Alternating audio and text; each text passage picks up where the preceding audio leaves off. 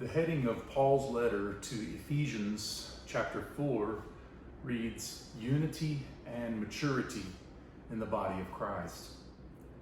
So let's consider what unity and maturity look like. And we'll begin in verse 11 here of chapter 4. It reads, So Christ himself gave the apostles, the prophets, the evangelists, the pastors, and teachers.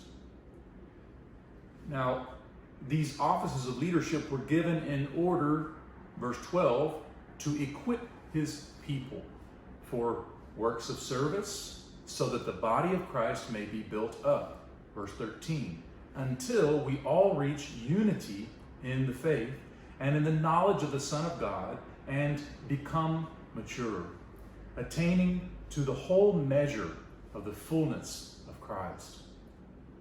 So leadership is tasked with equipping for these things: works of service, edification or to build up, unity, and maturity.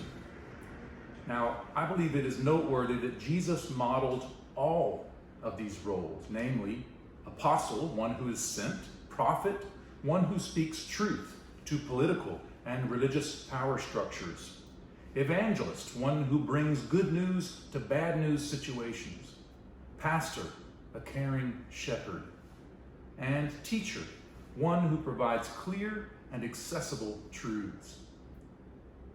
Verse 15 reads, Speaking the truth in love, we will grow to become in every respect the mature body of him who is the head, that is, Christ.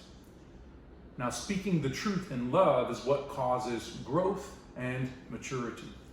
And sometimes that requires tough love or articulating the uncomfortable truths. That is the Old Testament prophetic tradition of which Jesus was a part.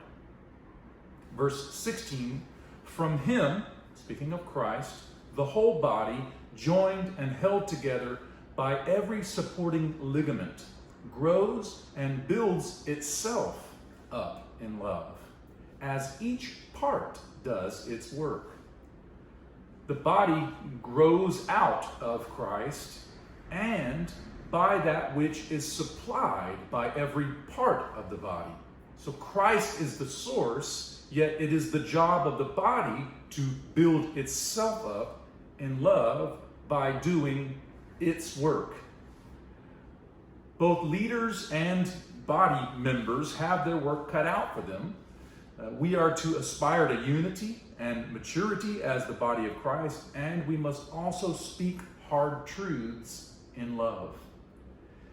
Yet, sadly, we are often more readily identifiable by our divisions and conflicts than by our unity, maturity, and love. Our world is in turmoil. Our nation is in upheaval.